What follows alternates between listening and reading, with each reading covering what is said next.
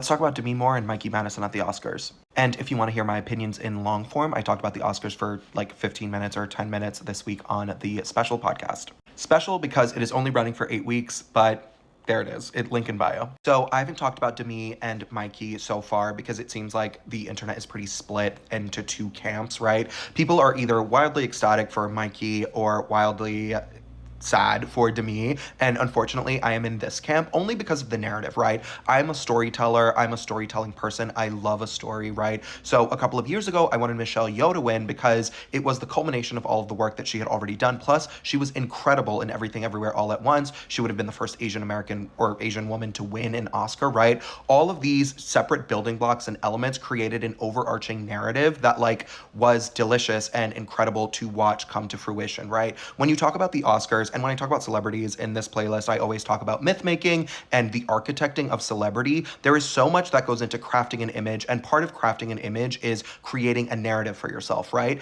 The reason that I wasn't like ecstatic about Mikey Madison winning, even though I liked Honora, I obviously on the podcast, I talked about this as well. I listened to the sex worker community and I understand all of their criticisms of the movie, but I liked Honora. I thought it was great. I really, really loved her performance, but like it's something that we've seen before, right? She was the ninth youngest person to win. Brie Larson, Emma Stone. There have been like a dozen very young women who won Oscars, right? And like that's not to take away from her talent or her performance, but like again, as a storyteller, as someone that's invested in these narratives, as someone who like studies and writes about Hollywood, it is not that exciting of a story, right? It is exciting that this is a movie about the sex worker community, even though they hated it. It is exciting that this was an indie and Sean Baker is like going into these under-resourced communities to like make movies about them. All of that is incredible, but it's also like, again, I feel like a bad feminist or something because I'm like, this isn't interesting because it is yet another very young woman winning an award, right? The Academy, if you look at the data, if you look at the numbers, the raw numbers of it,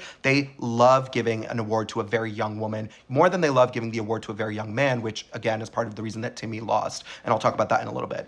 Demi was culminating a sort of like 30, 40-year long career in Hollywood. I wrote about this on Substack, but Demi's career was sort of twinned to the narrative of The Substance because in her memoir, she talked about how all of her roles had to do with her body. She was so used to training her body and like honing her body to like a very fine point for 30 years, right? She disappeared for many years because she was raising her kids. She wasn't taken seriously as an actress ever. She was demonized and attacked, and this was the first time that she was ever really taken seriously. She won the Golden Globe. It was all sort of steamrolling and snowballing into this iconic, incredible moment that was then not to be, right? She lost. And like, you can argue about whether she deserved it. You can argue about whether the movie was good or not. You can argue about whether it was on the nose. Her performance was great. I just really liked the appeal of the entire narrative. Like for me, sometimes, this is why I'm not like an Oscar commentator. For me, sometimes the narrative is more important and like juicy than the actual like fine point part. With regards to Adrian Brody, I was not surprised that he won. I wanted Timmy to win. I feel like, again, he already has an Oscar. Was he great in The Brutalist? Sure. I didn't see the movie. I believe everyone else. I need my 3 hours, I fear. The most interesting part about this was not his very long speech, but the fact that he's dating Georgina Chapman, who, if you don't know, was married to Harvey Weinstein. He talked about Harvey Weinstein's kids on the stage, and we shouldn't refer to them as Harvey Weinstein's kids, right? They're her kids too. There's a lot of weirdness there.